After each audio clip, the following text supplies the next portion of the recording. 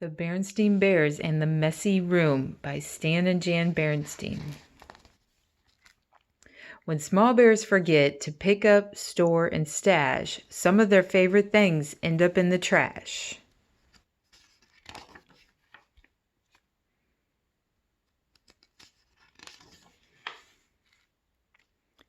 From the outside, the bears' tree house, which stood beside a sunny dirt road deep in bear country, looked very neat and well kept.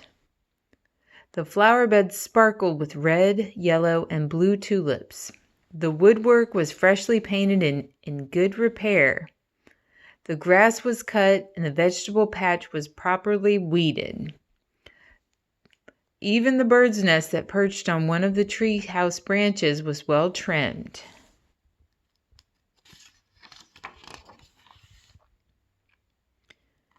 The inside of the bears' tree house was neat and clean too. The pictures were straight, the piano was dusted, the kitchen was spick and span. Even the basement was neat and clean, and if you think it's easy to keep a treehouse basement neat and clean, well, you've never tried to do it.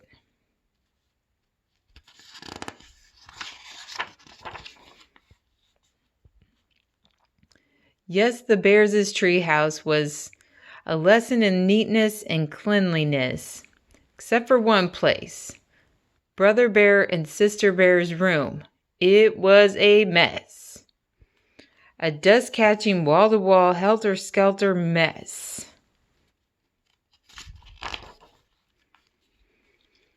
A half-done jigsaw puzzle gathered dust in the corner of the room. A group of Brothers' dinosaur models collected cobwebs in another. Sister's stuffed animals were everywhere. As for the Cubs' big storage closet, well, just be careful how you open it.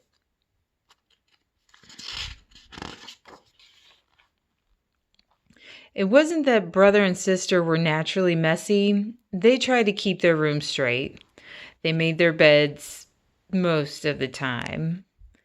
They swept and picked up once in a while.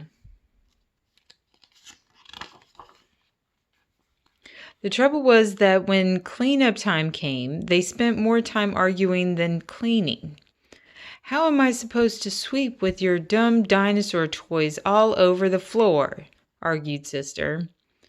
They're not toys, they're models, and don't move them. I'm working on the setup of the Pleistocene age, Brother protested. Pleistocene Schmeistocene, shouted Sister. Not only was Brother and Sister's room a mess, Brother and Sister were getting to be a mess too, always arguing about cleanup chores instead of sharing the job and working as a team.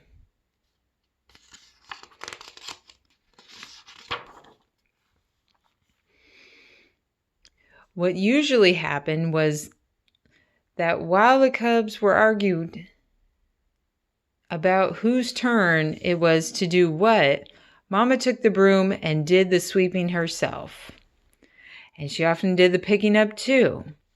That was the worst part, the picking up and the putting away.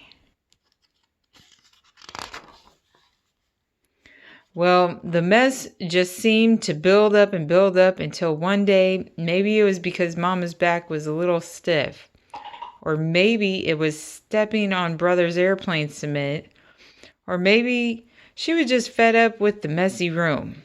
But whatever it was, Mama Bear lost her temper. She stormed into the Cubs' room with a big box.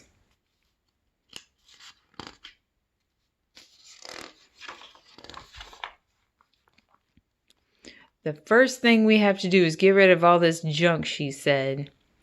Junk? Said Brother and Sister, watching in horror as Mama began to throw things into the box. My teddy isn't junk, Sister screamed.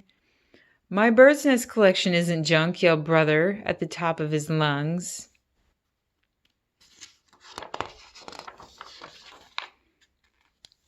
The screaming and yelling got so loud that it reached Papa, who was in his workshop putting the finishing touches on a batch of chairs that had been ordered by one of his customers. He couldn't imagine what was wrong. He hurried up the stairs and looked into the messy, noisy room. It didn't take a deep thinker to figure out what was going on.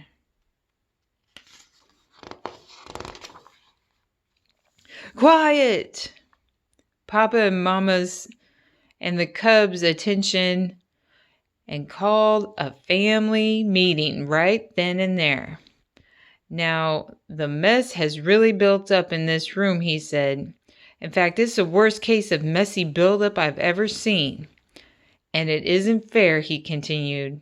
It isn't fair to your mama and me, because we have a lot of other things to take care of. And it isn't fair to you, because you really can't have fun or relax in a room that's such a terrible mess.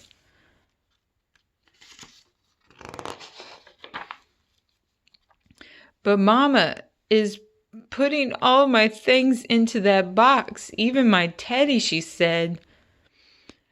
And my things too, cried Brother. Then Papa got an idea. A box, yes, he said. Better yet, a lot of different kinds of boxes. A big toy box for your large toys. I can make one for you in my shop. And some smaller boxes for your collections and models. And how about one of those kind of boards with holes and pegs to hang things on, says Sister. A pegboard, said Papa. Great idea. All this room needs is a little organization. A little organization and a few rules, added Mama. Rules about more sweeping and less arguing. And not letting things to gather dust and cobwebs.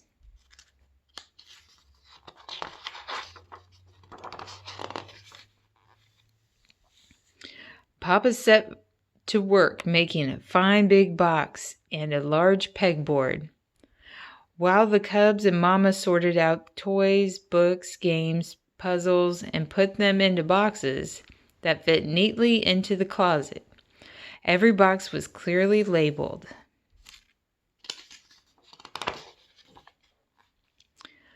Some of the cubs' things did end up in Mama's big throwaway box. Not Sister's teddy, of course, but some of Brother's bird's nests, the crumbling, falling apart ones. It was a very big job cleaning up all that messy buildup. But after a lot of straightening up and putting away, the job was finally finished. Wow, said Brother.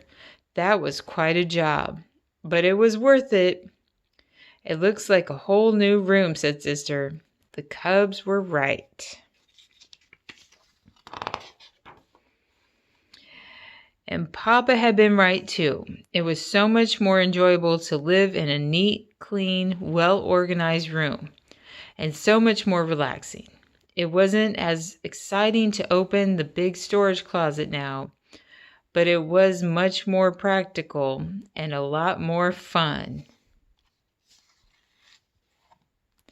The end.